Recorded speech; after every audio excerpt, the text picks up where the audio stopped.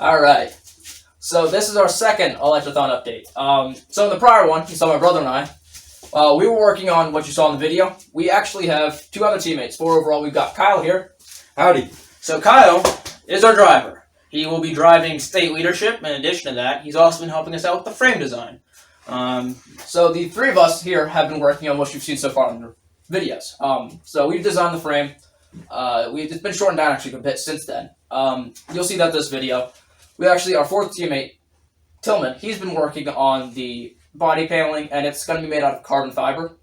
Sadly, because the frame's gone through so much in terms of changing it and shortening lengths and angles, none of the body paneling has really gotten done yet. Hopefully, though, we'll be able to get that done soon and do a flow simulation to determine how aerodynamic our car is. So in this video, you'll be seeing us work on suspension. It is more complicated than anything else that you'll typically find. It is found in most Formula cars, and actually in all of them. It's called rock arm pushrod, or more commonly referred to as just pushrod. It allows for a much lower and a center of gravity, better mass transfer and all that, and it'll give us better handling than really anything else you'll find in a normal car. Kyle will talk to you about what will be coming on in future videos. Alright, so due to our new lightweight design and our upgraded motor, we're actually going to have to take handling and aerodynamics into greater account. We will be doing this by having a new rear diffuser and a front wing. We're also looking into upgrading to a 4-wheel design, or not looking into, we will be doing a 4-wheel design this year, as to get, greater handling around our turns. We're also going to create a custom differential. That way we can make it more lightweight and more robust than anything that's really lightweight, because typically those are somewhat faulty. But this video, we're going to focus on front suspension, so let's get to work.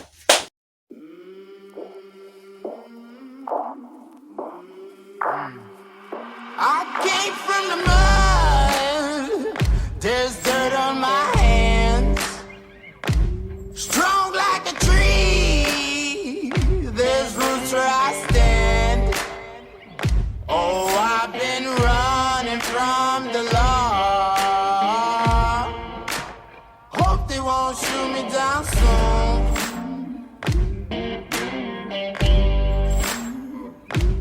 They sing on a sleepless night. Try to catch me howling at the moon.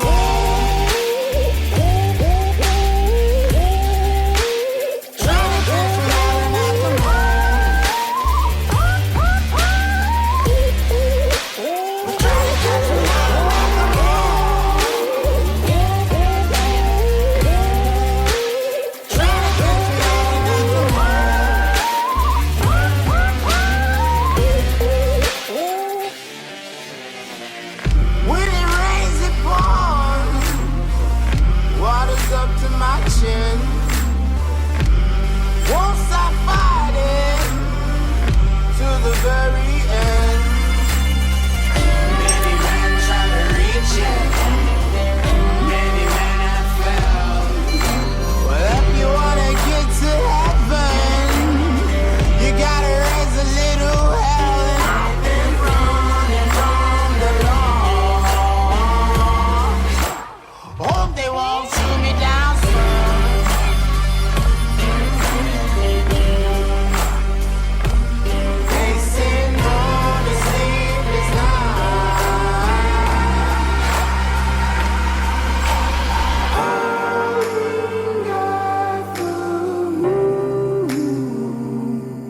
Will you find me?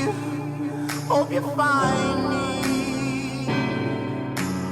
I'll be back home soon. When the sunrise, when the sun.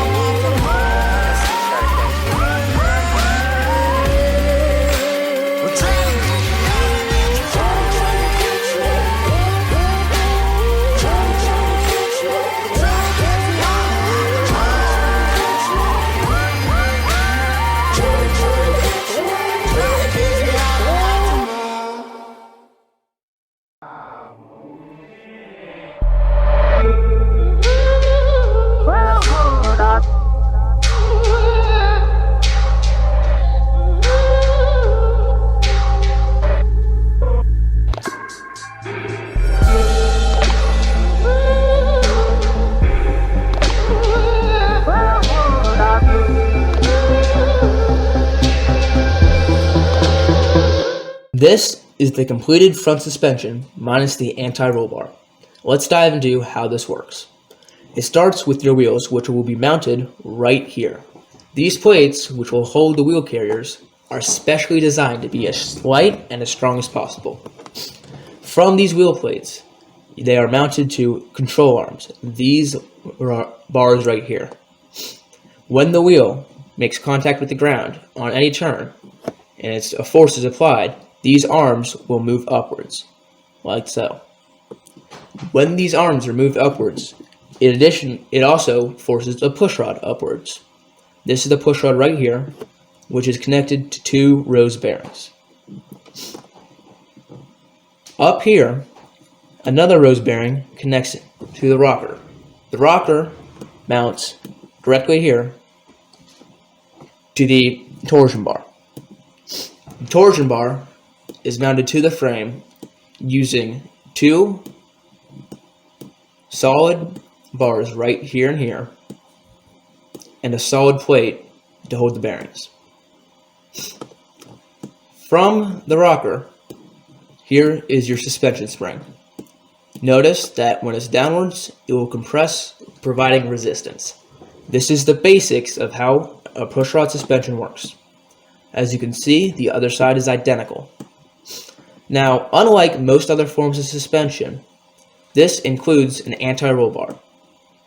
What this will allow is when one wheel moves upwards, like so, the other one will move upwards, keeping the body level with the ground. Now, we have not had time to design the anti-roll bar, so this will be in next week's video. In addition to the front suspension, we have also been working on the frame. If you notice, it is significantly shorter than last week's frame design. Last week's frame design was 10 foot exactly. This has been shortened to 8 foot 11. This will allow for less rotational mass when taking turns. This is what we have done so far on the Electrathon vehicle.